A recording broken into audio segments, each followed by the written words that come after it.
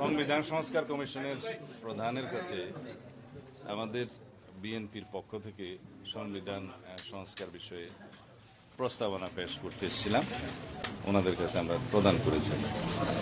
মোট প্রস্তাবনার সংবিধানের প্রিয়াম্বলের সূচনা থেকে শুরু করে তফসিল পর্যন্ত মোট ৬২টি জায়গায় আমরা বিভিন্ন রকমের প্রস্তাব সংশোধনী সংযোজনী আমরা প্রস্তাব করেছি।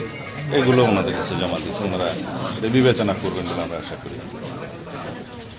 আমরা প্রস্তাবনার মূল অংশে যেগুলো বাংলাদেশের রাজনৈতিক ক্যারেক্টার পরিবর্তন করে দেওয়ার মতো যে সমস্ত বিধান পঞ্চদশ সংশোধনের মাধ্যমে আওয়ামী লীগ এনেছিল, ওগুলো সহ আর কিছু নতুন প্রস্তাব আমরা করেছি।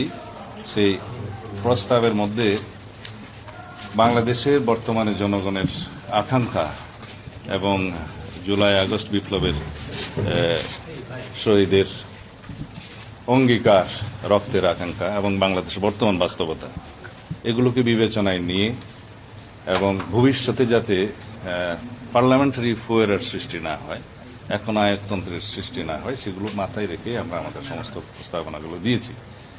যেমন আমরা রাষ্ট্র ক্ষমতায় প্রধানমন্ত্রী এবং রাষ্ট্রপতির মধ্যে ক্ষমতার ভারসাম্য আনয়নের জন্য বিধান রেখেছি এবং পরপর দুইবারের বেশি প্রধানমন্ত্রী পদে কেউ আসীন হবেন না, সেই বিধান রেখেছি।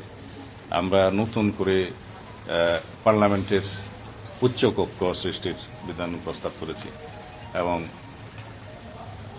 জুডিশিয়ারির ক্ষেত্রেও আমরা নতুন কিছু প্রস্তাবনা দিয়েছি, যাতে অধস্তন আদালত সমূহের নিয়ন্ত্রণ সুপ্রিম কোর্টের হাতে থাকে এবং সেটা যথোপযুক্তভাবে নিয়ন্ত্রিত হয়। আর আমরা নতুন পদ হিসেবে উপরাষ্ট্রপতি, উপপ্রধানমন্ত্রী পদ সৃজনের বিষয়টা আগে এক সময় ছিল, সেটা আমরা পুনঃপ্রবর্তনের বিধান রেখেছি, প্রস্তাব করেছি।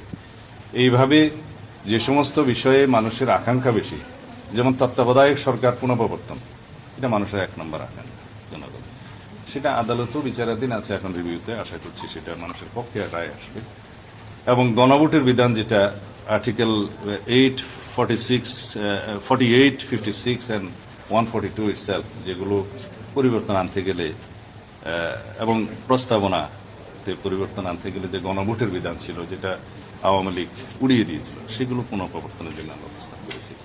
এইভাবে আমরা প্রস্তাবনা প্রজাতন্ত্র, নির্বাহী বিভাগ, বিচার বিভাগ, আইন বিভাগ সহ এবং নির্বাচন কমিশন সহ সর্বত্র তফসিল সহ আমরা সব বিষয়ে আমরা অ্যাড্রেস করেছি, যাতে একটি গণতান্ত্রিক সংস্কার সাধিত হয় সংবিধানের এবং সেটার উপকার বাংলাদেশের জনগণ পায় এবং সব ক্ষেত্রে যেন একটা ব্যালেন্স অফ পাওয়ার সৃষ্টি হয় বাংলাদেশের রাষ্ট্রের সমস্ত অঙ্গের মধ্যে। এগুলো আমরা প্রস্তাব করেছি।